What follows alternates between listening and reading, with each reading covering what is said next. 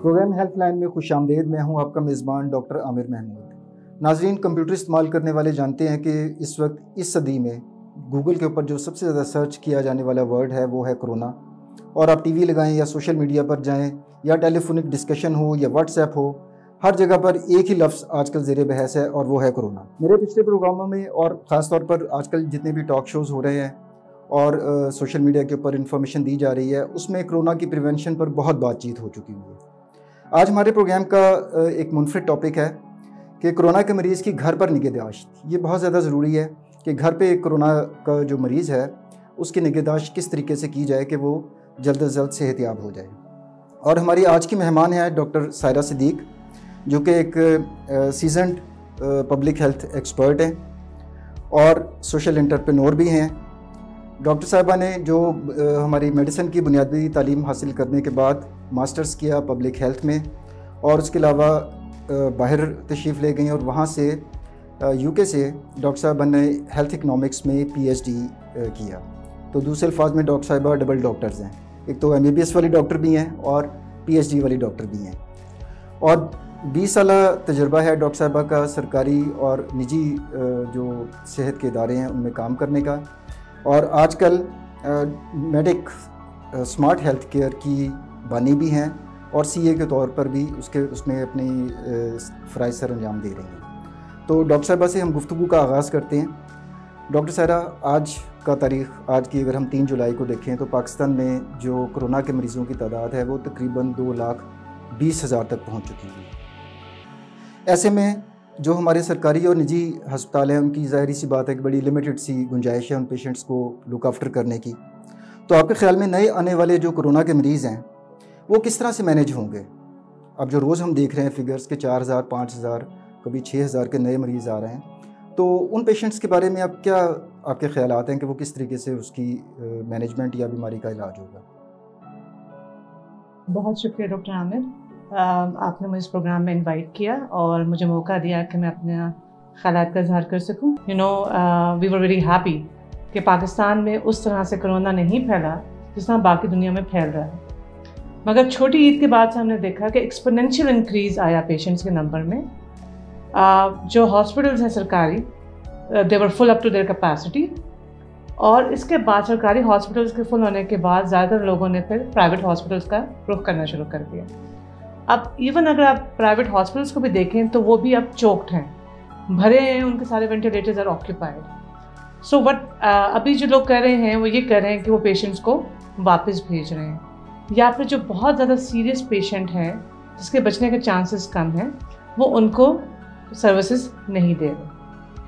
मगर इसमें एक इम्पॉर्टेंट बात जो देखने वाली ये है कि उस स्टेज तक पहुंचा ही क्यों जाए कि लोगों को हॉस्पिटल में दाखिल कराने की ज़रूरत पड़े। कोरोना नई बीमारी है, हमें इसके मतलब नहीं पता था, मगर मेरे ख्याल में अब जितने अरसे से ये बीमारी मौजूद है, अब इतनी रिसर्च और इतनी इन्फॉर्मेशन जमा हो चुकी है कि हम कुछ ना कुछ इसके मतलब, इसके इलाज के मतलब, इससे एहतियात के मतलब और इससे रिकवरी के मतलब कुछ एजम्पशंस बना सकें। तो हम जब रिसेंट रिसर्च बता रही है कि 80% जो लोग हैं वो without any problem, any medical problem, without any difficulty in breathing वो रिकवर कर जाते हैं। सो हमारे पास पीछे रह जाते हैं तकरीबन 20% लोग जिनको सांस में दुश्वारी होती है। अब सांस की दुश्वारी जो है अगर वो ज़्यादा हो जाए तो फिर उनको हॉस्पिटल में दाखिल होने की ज़रूरत है, जहाँ पे उनको वेंटिलेटर भी डालना चाहिए या कुछ और चीज़ और जो है उनको मेडिकेशन चाहिए। मगर सांस की बीमारी से पहले अगर हम उस स्टेज पे मॉनिटर कर लें उनको, जहाँ पे उनको कोरोना का टेस्ट पॉजिटिव आया और उनके सिम्टम्स डेवलप हुए, और उस वक्त तक मॉनिटर करते रहें जब तक कि वो ठीक नहीं हो जाते, तो उस मॉनिटरिंग के प्रोसेस में हम बहुत जल्दी अंदाज़ा लगा सकते हैं कि क्या ये पेशेंट जो है घर पे ठीक हो सकता है या इसको हॉस्पिटल जाने की ज़रूरत पड़ेगी। तो मॉनिटरिंग जो है पेशेंट की at home and also the treatment at home can prevent a lot of hospital admissions. Doctor साहब, मैंने आपके जो ट्रेन डॉक्टर्स और स्टाफ नर्सेज की टीम्स को लोगों के घरों में कोरोना के पेशेंट्स को जाकर तिब्बी सहूलियात देते हुए देखा है। तो आप हमारे नाज़रीन से शेयर करेंगी कि ये medic smart digital health care इसमें और कौन कौन सी सर्विसेज आप आवाम के लिए पेश कर रहे हैं? जी, मेडिक स्मार्ट हेल्थ केयर जो है राइट नाउ, जो हमारे वजह शोहरत वो ये है कि हमारी टीम्स जिसमें डॉक्टर, नर्सेस, बाकी paramedical staff, nursing attendants, psychologist, pulmonologist, they all are a part of our team. वो घर जाके लोगों का इलाज करते हैं, माइल्ड टू मॉडरेट कोविड के पेशेंट्स। मगर ये आइडिया जो मेडिक स्मार्ट हेल्थ केयर का था, वो हमने जब इस पर काम करना शुरू किया तकरीबन 6 महीने पहले, तो आइडिया ये था कि हम एक ऐसा हॉस्पिटल बनाएं, वर्चुअल हॉस्पिटल, जो कि लोगों की दहलीज तक जा सके, उनके डोर स्टेप पे हेल्थ केयर सर्विसेज दे सके। क्योंकि अगर जो हमारा यहाँ कॉन्सेप्ट है कि हर चीज़ का इलाज हॉस्पिटल में होता है, वो बुनियादी तौर पे एक गलत कॉन्सेप्ट है। अब एक नज़ला ज़ुकाम का जो मरीज़ है उसको हॉस्पिटल जाने की ज़रूरत नहीं है। इसी तरह जो एक नॉर्मल डिलीवरी होती है किसी पेशेंट की, तो अगर आप बाहर देखें तो बाहर के मुल्क में, फॉर एग्जांपल अगर आप स्वीडन की एग्जांपल ले लें, इवन ऑस्ट्रेलिया की एग्जांपल ले लें, मेरी अपनी बेटी जो है वो घर पे हुई वहाँ। उसमें ये है कि जो नॉर्मल केसेस हैं जिसमें कोई कम्प्लेक्सिटी नहीं है, जिसमें कोई कॉम्प्लिकेशन नहीं है, वो सारा कुछ घर के लेवल पे ट्रीट किया जा सकता है। तो हमने एक ऐसा डिजिटल प्लेटफॉर्म बनाया जिसमें सारी services from A to Z other than surgery and critical care, क्योंकि वो घर पे देना मुश्किल काम होता है, और emergency care, we combine all दो सर्विसेज टुगेदर। और हमने अंडर वन अम्ब्रेला एक डिजिटल प्लेटफॉर्म बनाया, a digital holistic health care platform, जिसमें the patients can get services at their doorstep and the continuum of the care is maintained. अब concept तो हमने इससे शुरू किया था। इसके लिए हमने जो है डॉक्टर्स का घर पे विजिट, नर्सिंग की स्टाफ की अवेलेबिलिटी, कोई बूढ़ा पेशेंट है या कोई सर्जरी से रिकवर कर रहा है उसके लिए नर्सिंग अटेंडेंट, फिजियोथेरापिस्ट, इवन के चाइल्ड केयर के लिए आपको कोई चाहिए, आपको ट्रेन स्टाफ चाहिए वो, फिर इसके बाद for example lab testing, home sample collection की बात के अलावा जो है होम डिलीवरी ऑफ मेडिसिन। क्योंकि लेकिन डॉक्टर आया, डॉक्टर ने देखा, उसके बाद नेक्स्ट स्टेप है या तो मेडिकेशन आपको चाहिए, या आपको ब्लड टेस्ट चाहिए, या आपको नर्सिंग केयर की ज़रूरत है। अभी तक जो मार्केट में एप्लीकेशंस थी वो सारे के सारे जो हैं वो एक फ्रेगमेंटेड अप्रोच से चल रहे थे। टेलीमेडिसिन आई थिंक जी एग्जैक्टली, कि फिजिकल कांटेक्ट नहीं था, टेलीमेडिसिन के तौर पर किया जा रहा जी ऐसा ही था कि लोग जो हैं वो फ़ोन पे बैठ के मरीजों को देखते थे, वीडियो कॉन्फ्रेंसिंग भी उसमें होती थी। मगर मसला ये है, आप भी डॉक्टर हैं, मैं भी डॉक्टर हूँ, जो कि थोड़ा सा मैं डॉक्टरी से हट गई, लेकिन ये है कि इसके बावजूद भी आपको पता है फिज़िकल एग्जामिनेशन की जो इम्पोर्टेंस है उसको हम नेगलेक्ट नहीं कर सकते। तो ये सारा कुछ मौजूद उसी सूरत में हो सकता है कि जब एक डॉक्टर किसी मरीज़ के घर पे जाके उसको देख सके। तो जो सारा कुछ मौजूद था पहले मार्केट में, वो छोटे छोटे फ्रेगमेंट्स या बिट्स एंड पीसेस में था। हमने इसका पूरा एक कंटिन्यूम बनाया कि डॉक्टर जाके देखेगा फिजिकली तो प्रॉपरली डायग्नोज, उसके बाद जो है उसकी बाकी सारी जो सीरीज़ ऑफ इवेंट्स हैं वो उसके बाद फॉलो करेंगे। तो हमने जब ये ऐप बनाई और हमने लॉन्च की तो अल्हम्दुलिल्लाह we got a very good response Islamabad Pindi से। अनफॉर्चुनेटली बीच में कोविड की इन्फेक्शन आ गई, और जैसे मैंने पहले भी कहा, छोटी ईद के बाद बहुत ज़्यादा जो है मरीज़ों की तादाद आना शुरू हो गई। अब उस वक्त हमारे पास हम उससे पहले जो थोड़ा सा हमारे पास जो गवर्नमेंट भी कर रही थी और कुछ लोगों की मिसकंसेप्शंस भी थी कि लोगों को पकड़े क्वारंटीन में ले जाते थे, और I don't blame anyone for this, क्योंकि उस वक्त हमारे पास इन्फॉर्मेशन बड़ी लिमिटेड थी और लर्निंग कर्व से पूरी दुनिया गुजर रही थी। तो लोग डर के मारे अपने घरों में छुप जाते थे और बताते नहीं थे, और ये समझते थे जैसे उनको जाके जेल में बंद कर दिया जाएगा। तो जब ईद के बाद बहुत ज़्यादा मरीज़ आना शुरू हुए तो हमारी टीम और हमारे बोर्ड ऑफ डायरेक्टर्स जो हैं वो बैठे, उन्होंने कहा कि अब क्या किया जा सकता है, क्योंकि अगर एक पेशेंट वेंटिलेटर पे नहीं है तो उसको हॉस्पिटल से फ़ौरन घर भेज दिया जाता है, और उसके बाद उसको इतना नहीं पता होता कि मुझे क्या करना है। और अगर दूसरी बात, जैसे मैंने कहा, माइल्ड से मॉडरेट अगर इन्फेक्शन का पेशेंट है तो उसको हमने उस स्टेज से बचाना है कि वो हॉस्पिटल में एंड अप करे। हमारे पास डॉक्टर्स का पूल मौजूद था, हमारे पास पहले तकरीबन 80 डॉक्टर्स थे, स्पेशलिस्ट जो हमारे पास मौजूद थे, और उनको हमने कंसल्ट करना शुरू किया। I do understand the concerns of the doctors as well. तो उनमें से जो तैयार थे doctors, so there were about 35 of them. वो उनसे हमने कहा कि they were all specialist and then there were about 20 of them जो कि जनरल प्रैक्टिशनर्स हैं। तो हमारे पास तकरीबन कोई 55 डॉक्टर्स का पूल हो गया। फिर हमने नर्सिंग स्टाफ से उनका कंसेंट लिया जो कि कोविड के लिए काम करना चाह रहे थे, नर्सिंग अटेंडेंट, और फिर हमने बाकी जो स्टाफ है, जो पैरामेडिकल स्टाफ है, उसे लेके तो वी डेवलप्ड अ टीम जिसमें हर तरह का जो सर्विस है वो उसमें मौजूद थी। इवन कि लोग जो है, आपको पता है, लैब टेस्ट भी करने जो पेशेंट को आते हैं, अगर उसको पता चले कि कोविड का पेशेंट है तो दरवाजे से वापस चला जाता है। सो हमने वॉलंटियर्स जो कि तैयार थे काम करने के लिए, उनकी एक टीम बनाई और हमने क्या करना शुरू किया कि हमने पेशेंट्स को उनके घरों में जाके पहले डॉक्टर असेस करता है, उसके बाद असेसमेंट के बाद उनको ट्रीट करना शुरू किया। अगेन यहाँ पे मैं उस बात का एम्फसाइज करूँगी कि जो फ़र्क है वो ये है कि कोविड के पेशेंट वो किस स्टेज ऑफ डिजीज़ पे है, क्या सिवियरिटी है, क्या हम उसको इस स्टेज पे रोक सकते हैं कि वो हॉस्पिटल जाने की नौबत आए उसके। तो उसके लिए बहुत ज़रूरी है कि डॉक्टर उसको फिज़िकली एग्जामिन करे। और यही चीज़ हमें सबसे सेपरेट भी करती है कि हमारे डॉक्टर्स घर जाके, जब उनके अपने रिश्तेदार लोगों के दूर भाग रहे होते हैं, वहाँ जाके उस वक्त जाके मरीज़ को चेक करते हैं। उसके बाद हमारा नर्सिंग स्टाफ पूरा नर्सिंग प्लान जो डॉक्टर का बनाया होता है उसको फॉलो कर रहा होता है। तो हम लोग एक्चुअली मरीज़ के इस पूरे सफ़र में जो बीमारी से गुजरता है उसके पहले दिन से लेके आखिर तक, जब तक वो ठीक नहीं हो जाता, उसके साथ रहते हैं। सो हम आई कैन प्राउडली से कि हम मरीज़ को उस मुश्किल वक्त में तन्हा नहीं छोड़ते। हमारी टीम, हमारे स्पेशलिस्ट की टीम, हमारी बाकी सारा स्टाफ उसके साथ होता है इस मुश्किल वक्त में। तो डॉक्टर साहब, मेरे भी मुशाहिदे में आया, आई एम श्योर कि आप भी जानती होंगी कि अक्सर ऐसे मरीज़ होते हैं जिसमें वाज़ेह अलामात कोरोना के दिखाई दे रही हैं, लेकिन जब आप पेशेंट से कहते हैं कि जी आप अपना टेस्ट करवाएं तो लोग कतराते हैं, घबराते हैं। तो इसको क्या सोशल कोई स्टिग्मा लोग समझना शुरू हो गए हैं? इस पर ज़रा रोशनी डालिएगा। देखिए, इसके पीछे बहुत सारी वजूहात हैं। एक तो लोगों का इनिशियल रिएक्शन इस बात पे कि जी शायद पकड़ के हमें जेल में बंद कर दिया जाएगा, क्या हो जाएगा, क्वारंटीन कर देंगे, क्या होगा, उसकी वजह से लोग बहुत ज़्यादा घबरा गए।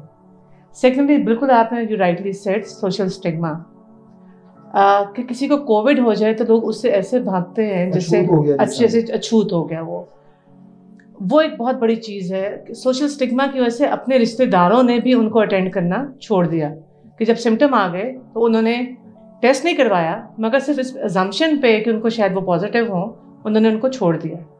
थर्ड इज जो टेस्ट की कॉस्ट है कि हम इकोनॉमिक्स भी देखते हैं, हर कोई इतना महंगा टेस्ट अफोर्ड नहीं कर सकता। तो 3-4 फैक्टर्स हैं जिसकी वजह से even people with appropriate symptoms don't get tested. एक आपको एक छोटी सी बात बताती हूँ जो मेरे दिल को बहुत अभी तक लगी और मैं जो है वो भूल नहीं सकती। एक 32 साल का माशाल्लाह से लड़का था, इंजीनियर था, और उसने हमें कांटेक्ट किया। और जिस दिन हम उसकी ट्रीटमेंट ख़त्म हुई तो उसने कहा, एक तरफ आप लोग हैं जो हमारे घर आके ट्रीट करते हैं, और दूसरी तरफ मैं बड़े दुख से कह रहा हूँ कि आज सुबह जो हमारे मोहल्ले में दूध वाला है उसने हमें दूध देने से इनकार कर दिया। उसने कहा जी इस घर में डॉक्टर्स आते हैं, इस घर में नर्सेज आती हैं, यहाँ पे कोरोना के मरीज़ रहते हैं। तो यहाँ तक लोगों में डर है कि दूध वाला दूध नहीं दे रहा उनको। बाकी तो उसमें फिर जो है, मैंने as I said multiple factors. Doctor साहब, आजकल जो सिचुएशन चल रही है, टीवी लगाएं तो तब कोरोना, सोशल मीडिया देखें तब कोरोना, फ़ोन पे बात करें तब कोरोना का जिक्र हो रहा था। इतनी ज़्यादा जब इन्फॉर्मेशन या एक चीज़ पे जब बात होती है तो आपके क्या ख्याल है कि ये लोगों का जो जहनी तनाव है इससे बढ़ नहीं रहा इतना ज़्यादा सोशल मीडिया पे और टीवी के ऊपर, और बड़े हॉरिबल फिगर्स आ रहे होते हैं क्योंकि मीडिया ज़्यादातर बड़ी सेंसेशनल, सनसनी आमेज़ खबरें दे देता है कि जी इतने मरीज़ हो गए, इतने की डेथ्स हो गई, आज रिकॉर्ड इजाफा हो गया, लेकिन रिकवर्ड पेशेंट तो बहुत ज़्यादा हैं उसमें, उसका ज़रा बिल्कुल थोड़ा सा मामूली सा जिक्र होता है जी। तो ये इस पर ज़रा रोशनी डालिएगा कि ये थोड़ा सा हमें मीडिया को भी इस चीज़ का ख्याल रखना चाहिए और लोगों को भी केयर करनी चाहिए कि इसको जहन के ऊपर ना सवार कर लें। देखिए, आपने बिल्कुल सही कहा कि एक तरफ हमारे पास पेंडेमिक है जिसका हम सामना करें, दूसरी तरफ आई थिंक इन्फोडेमिक है। इतनी ज़्यादा इंफॉर्मेशन है और as you very rightly said कि जी हम सनसनी फैलाते हैं। तो वो जो इंफॉर्मेशन अवेलेबल है इंटरनेट के ऊपर, टीवी के ऊपर, फ़ोन के ऊपर, उनमें से जो है बहुत सारी ठीक होने के बावजूद भी ज़रूरी नहीं है कि उसको हाईलाइट किया जाए, कि सिर्फ नेगेटिविटी को हाईलाइट किया जाए। देखिए मोर्टेलिटी रेट जो है लेस देन 2% चल रहा है, तो इसका मतलब है कि 98% जो लोग ठीक हो रहे हैं, हम उसका नंबर क्यों नहीं बता रहे।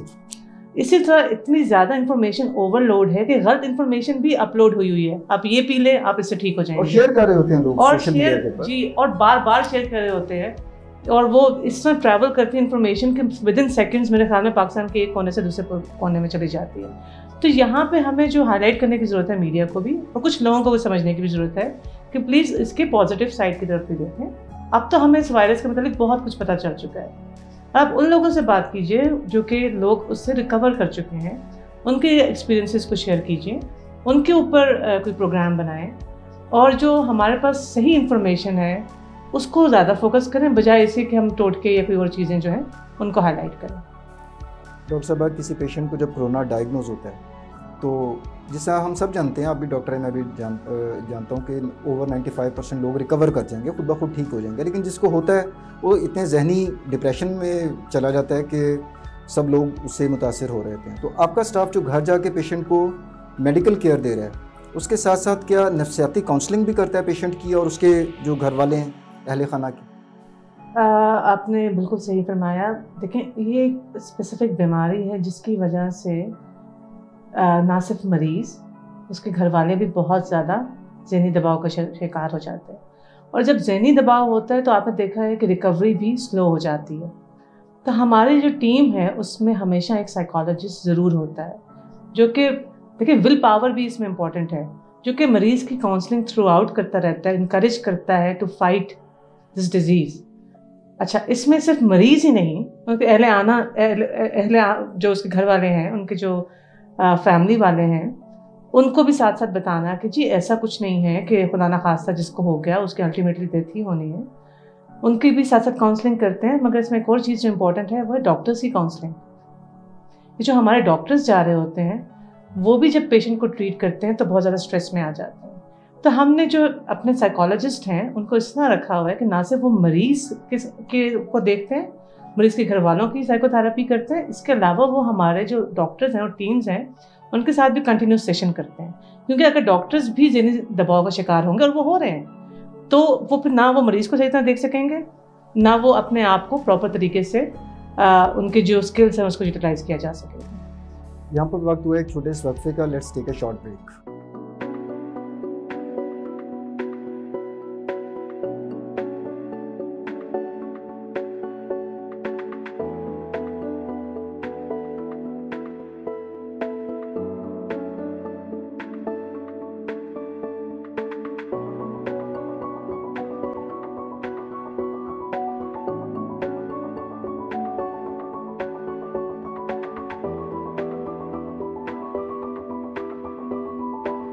वेलकम बैक नाज़रीन। अब हम डॉक्टर सायरा से पूछते हैं, डॉक्टर साहिबा, जो हमारी सोसाइटी है वो जो मेरे तजर्बे में आया है कि वो दो हिस्सों में डिवाइड हुई है। एक सेगमेंट तो ये कहता है, जो डिनाइल मोड में है, वो कहता है जी कोरोना है ही कुछ नहीं, ऐसे टीवी के ऊपर इतने फिगर्स आते रहते हैं और कोई इतनी सीरियस चीज़ नहीं है। और दूसरा तबका जो है वो बहुत ही ज़्यादा केयरफुल है कि वो अकेला अगर जा रहा है बंदा तो उसने भी मास्क लगाया हुआ है जिसको ज़रूरत नहीं है, इफ़ इज़ ऑल अलोन। तो आप ज़रा नाज़रीन से शेयर कीजिएगा कि राइट ऑप्टिमल प्रिकॉशंस क्या हैं और कौन से ऐसा ग्रुप ऑफ पीपल है जो कि ज़्यादा ख़तरे में है, जिनको ज़्यादा केयरफुल होने की ज़रूरत है। आपका कहना बिल्कुल दुरुस्त है। हमारे यहाँ बहुत सारे लोग सेल्फ डिनायल में भी हैं जो कि बिल्कुल एहतियात नहीं कर रहे, मगर दूसरी साइड पे ऐसे लोग हैं जो कि इतनी ज़्यादा एहतियात कर रहे हैं कि आज वो 3 महीने से घर के दरवाजे से बाहर नहीं निकले, और इसके बावजूद उनको हमने इन्फेक्शन होती हुई देखी है। क्योंकि कहीं ना कहीं से कभी ना कभी तो उनको घर से बाहर निकलना होगा या कोई ना कोई उनके घर में दाखिल होगा और उनको वो अपने साथ इन्फेक्शन ला सकता है।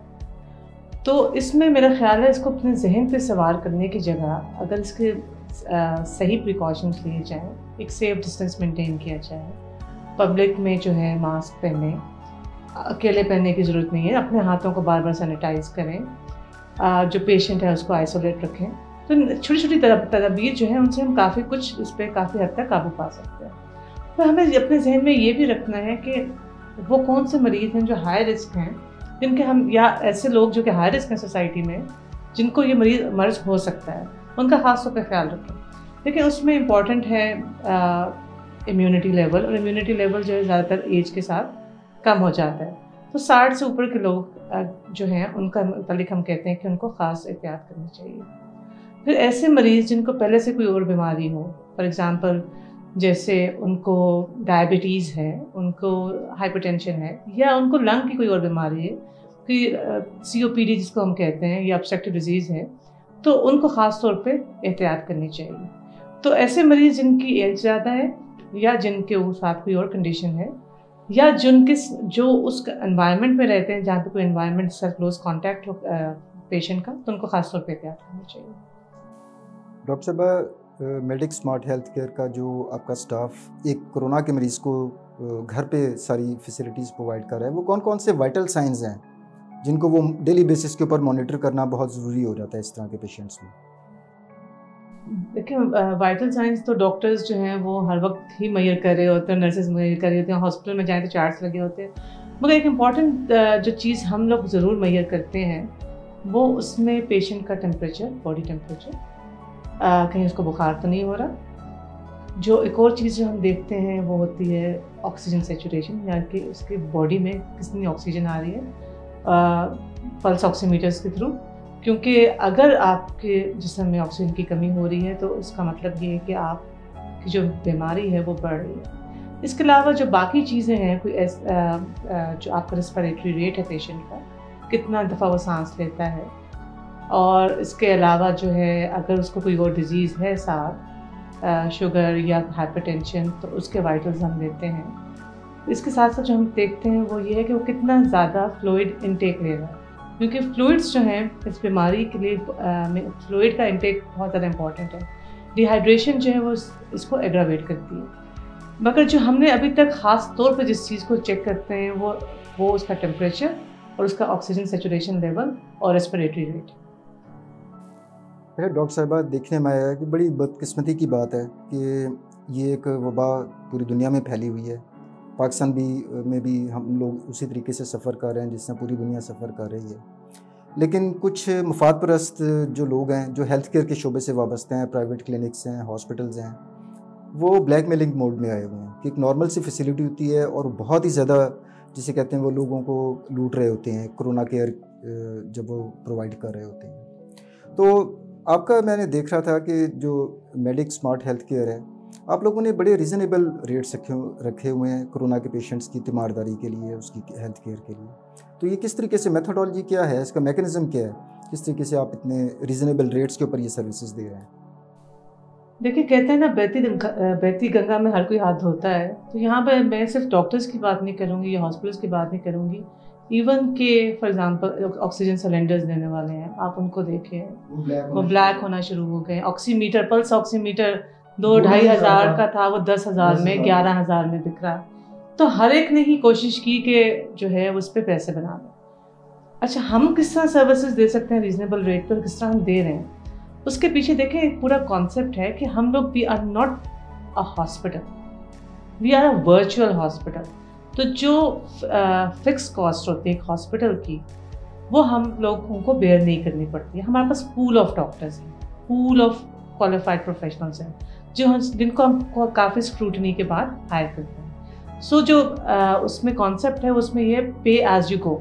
सो उस डॉक्टर को, चूँकि हमने सैलरीज़ पे नहीं रखा होता, और हमने जो है बाकी स्टाफ को भी सैलरीज पे नहीं रखा हुआ होता, मगर उनको हम बहुत हाई इंसेंटिव देते हैं फॉर ट्रीटिंग कोविड पेशेंट्स। तो हमारे जो ओवरहेड्स हैं, हमारे जो फिक्स कॉस्ट हैं, वो जो है वो लो हैं। सेकेंडली, हम जो है हमारा कॉन्सेप्ट ये है कि हमने इस पूरे थॉट प्रोसेस को चेंज करना है।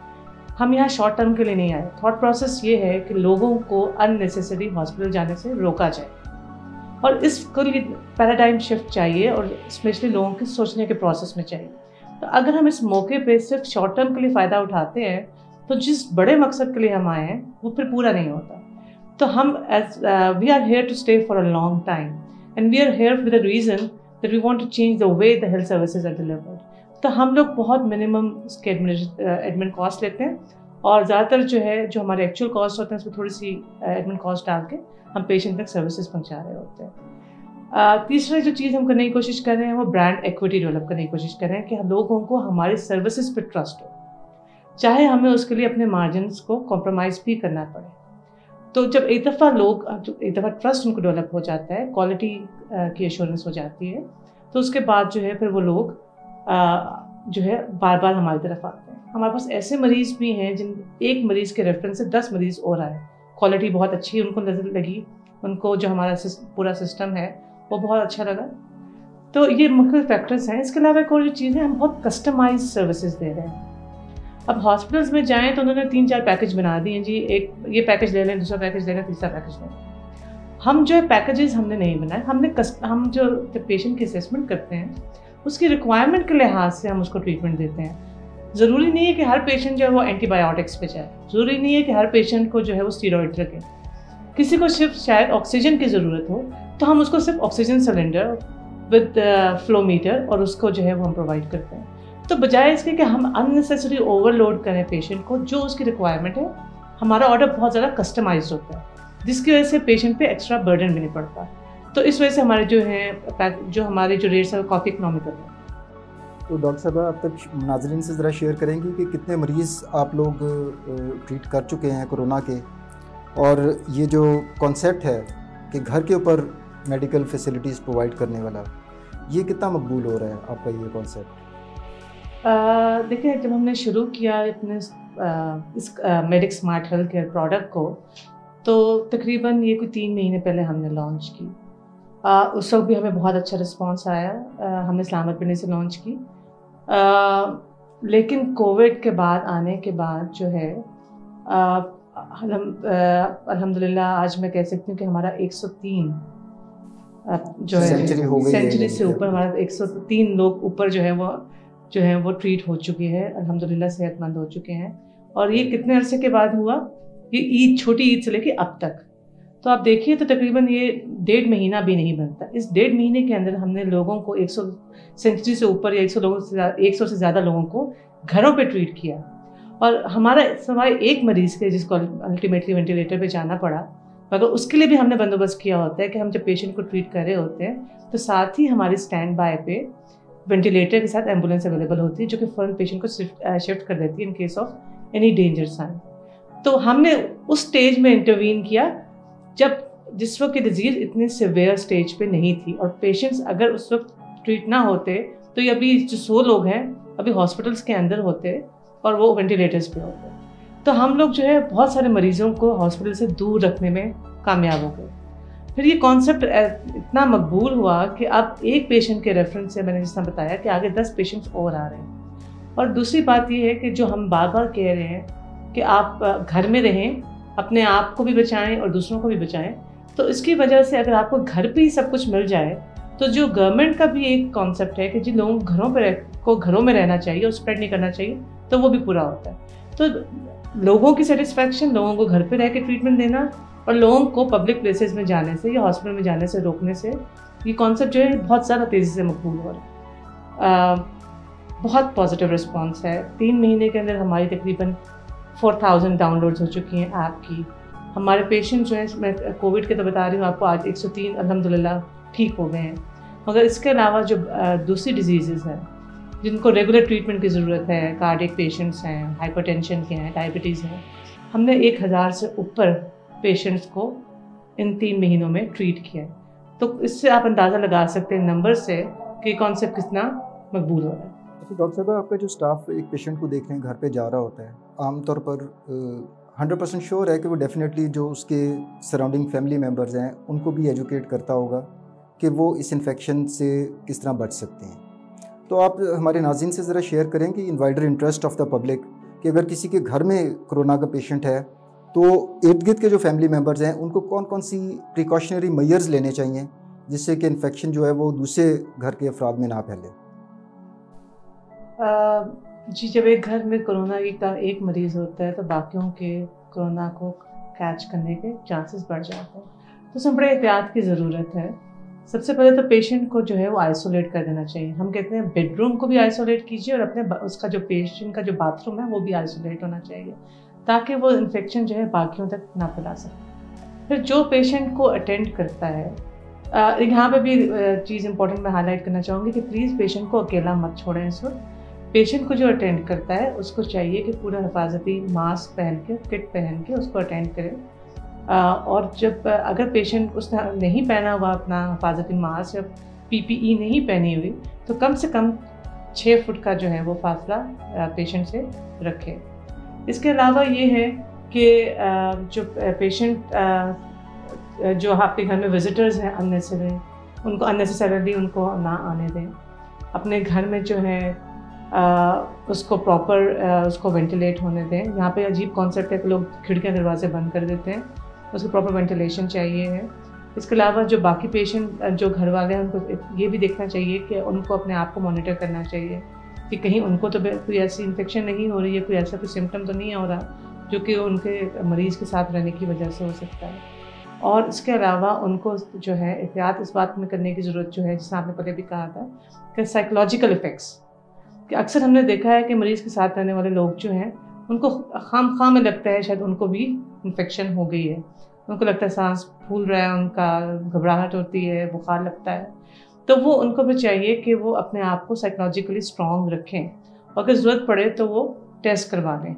मगर जो की इसमें है वो ये है कि आप पेशेंट से एक सेफ डिस्टेंस रखें, उसको आइसोलेट करके रखें, सैनिटाइज़र का इस्तेमाल करें और अननेसेसरी घर में लोगों को मत आने दें। अच्छा डॉक्टर साहबा, हमारे पाकिस्तान में तो खैर जो एक तो पहली बात हुई कि सरकारी सतह के ऊपर तमाम हॉस्पिटल्स ऑथराइज नहीं है कोविड ट्रीटमेंट करने के लिए। जो हैं वो भी चौक हो चुके हुए हैं कि वहाँ पर अब इस्तेदाद नहीं है नए पेशेंट्स के लिए। और ये सिर्फ पाकिस्तान में नहीं है बल्कि USA और जो तरक्की याफ्ता ममालिक हैं जैसे यूरोप है, वहाँ पर भी इसी तरह ही हो रहा है नाज़रीन, कि जो नए तशख़ीस शुदा जो पेशेंट्स आते हैं हॉस्पिटल में तो उनको घरों में वापस भेज दिया जाता है। अब यूरोप और USA में तो लोगों का अवेयरनेस लेवल इतना है कि लोग अपनी केयर थोड़ी बहुत खुद कर सकते हैं। पाकिस्तान के अवाम के बारे में आप क्या कहेंगी कि एक ऐसा पेशेंट जो पॉजिटिव डायग्नोज हुआ और हॉस्पिटल ने देखा कि ये इतना सीरियस नहीं है तो और उसे यही इंस्ट्रक्शन दी गई कि जी आप घर में ही आइसोलेशन में चले जाएँ, तो लोगों का अवेयरनेस लेवल जो है जिस किस्म का है, डोंट यू थिंक कि इससे इस तरह चीज़ें कॉम्प्लिकेट हो सकती हैं?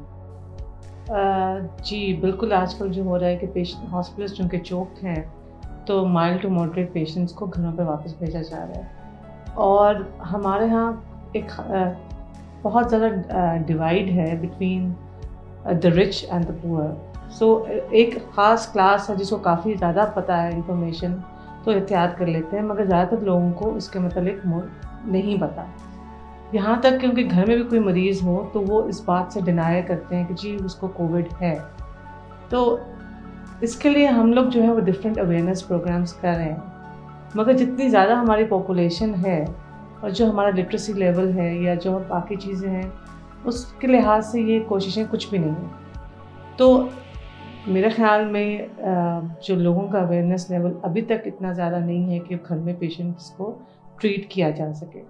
बहुत लोग कोशिश कर रहे हैं, डिफरेंट ऑर्गेनाइजेशंस भी कर रही हैं, मगर अभी तक लोग तैयार नहीं हैं उसके लिए, जिसकी वजह से हो सकता है कि हमें मज़ीद जो है कुछ नुकसानात का सामना करना पड़े। आखिर में डॉक्टर सायरा आपसे रिक्वेस्ट करूंगा कि कोरोना के जो मरीज़ हैं उनके लिए बिलखुसूस और अवामुन नास के लिए बिलअमूम क्या टेक होम मैसेज देना चाहेंगी? लेकिन जी कोरोना के मरीज़ों को तो मैं ये कहूँगी कि प्लीज़ गेट योरसेल्फ टेस्टेड। अगर आपको लगे कि आपकी तबीयत ख़राब हो रही है तो अपने आप को टेस्ट करवा लें, क्योंकि एक बीमारी है, कोई छूत की बीमारी ऐसी नहीं है कि बंदा अछूत बन जाता है उससे। टेस्ट करवाएं, अपने आप को ट्रीट करवाएं, खुद भी सेहतमंद रहें उसके बाद, और अपने आसपास के लोगों को प्रोटेक्ट करें। So stay healthy and protect the others around. और जो बाकी लोग हैं उनको मैं ये कहूँगी कि जी अपनी हिफाजती तदबीर को इख्तियार करते हुए कोशिश करें कि आप इन्फेक्शन जो है उससे बच सकें। इसका कोई और तरीका नहीं है, चूँकि इलाज कोई नहीं है तो एहतियात ही सबसे बेहतर है। एहतियात करें, अपने आप को देखें और अपने आसपास के जो बाकी लोग हैं उनका भी ख्याल रखें। जी नाज़रीन, आपने आज का प्रोग्राम देखा। अब मैं मेरे प्रोग्राम के आखिर में आपसे जो इस वक्त पूरी दुनिया के अदाद शुमार हैं वो आपसे शेयर करना चाहूँगा, ताकि मैं चाह रहा हूँ कि एक पॉजिटिव नोट के ऊपर इस प्रोग्राम का अख्ताम हो कि अब तक 1 करोड़ 10 लाख पूरी दुनिया में लोग मुतासर हो चुके हैं कोरोना से। जिसके नतीजे में तकरीबन 5.25 लाख के करीब अमवात हो चुकी हैं, जो कि तकरीबन 4% बनता है, 4 से भी कम बनता है शायद। उसके अलावा जो रिकवर्ड पेशेंट हैं, जो सेहतयाब हो गए हैं नाज़रीन, वो 61 लाख पेशेंट हैं। तो घबराइए नहीं, ज़्यादातर लोग जो हैं वो इससे सेहतयाब ही हो रहे हैं। इस वक्त जो एक्टिव केसेस हैं, यानी कि जिनका कोई आउटकम नहीं निकला, ना वो अभी सेहतयाब हुए हैं, ना पेशेंट की डेथ हुई है, वो 4.3 मिलियन यानी कि 43 लाख हैं। और उसमें से भी जो मामूली नौइयत के जो मरीज़ हैं वो 42,60,000 हैं, और सिर्फ 58,000 पूरी दुनिया में ऐसे मरीज़ हैं जो कि ज़रा सीरियस कंडीशन में हैं। तो ये एक ऐसी वबा है कि जिसका शिकार पूरी दुनिया है, और पाकिस्तान में भी इसी तरीके से बहुत खौफ व हिरास पाया जाता है। लेकिन हम सब लोगों ने इससे मिलजुल कर लड़ना है। और आखिर में मैं डॉक्टर सायरा का एक तो शुक्रिया भी अदा करूँगा, और दूसरे इनको सैल्यूट भी करूँगा कि इनकी जो माशाल्लाह जो सर्विसेज हैं पेशेंट्स के लिए, जिसे इन्होंने जिक्र किया कि इतने थोड़े से टाइम पीरियड में 100 से ज़्यादा मरीज़ जो हैं वो सेहतयाब हो गए हैं, और बहुत ज़्यादा तसल्ली बख्श इन्होंने सर्विसेज दी हैं इस तरह के माहौल में कि जबकि कोरोना को लोगों ने एक मुनाफे का एक सोर्स भी बना लिया है कि अनड्यू बहुत ज़्यादा पेशेंट से चार्ज भी कर रहे हैं। और यहाँ पर डॉक्टर साहिबा जो हैं CEO medic smart health care, यही सर्विसेज घर के ऊपर बहुत मुनासिब चार्जेस के ऊपर प्रोवाइड कर रही हैं। बहुत शुक्रिया डॉक्टर आमिर, शुक्रिया आपने हमारी हौसला अफजाई की। मगर यहाँ पे मैं जो एक चीज़ हाईलाइट करूँगी कि ठीक है हमने इनिशिएटिव लिया, मगर सैल्यूट उन लोगों को करना चाहिए जो कि एक्चुअली फ्रंट लाइन पे हैं, जो कि जाके मरीज़ों को देखते हैं। हमारे डॉक्टर्स, बहुत सारे लोग जो हैं जो अपने, जैसे मैंने पहले कहा, अपने घर वालों को नहीं हाथ लगाते हैं, वो डॉक्टर जब जाके देखते हैं। हमारी नर्सेज, हमारा पैरामेडिकल स्टाफ, हमारे डिलीवरी बॉयज़ जो मेडिसिन लेके जाते हैं, तो सैल्यूट उनको होना चाहिए। हम तो जैसे एक वसीला है उनके मरीज़ों के बीच में और उन सर्विस प्रोवाइडर के बीच में। बहुत बहुत शुक्रिया डॉक्टर साहब आज के प्रोग्राम के लिए। उम्मीद है नाज़रीन आपको आज का हमारा प्रोग्राम पसंद आएगा, और आप हमें फॉलो करते रहिएगा यूट्यूब पर भी और फेसबुक पर भी। और प्रोग्राम देखने का बहुत बहुत शुक्रिया। आप सब लोग अपना ख्याल रखिएगा। अल्लाह हाफ़िज़।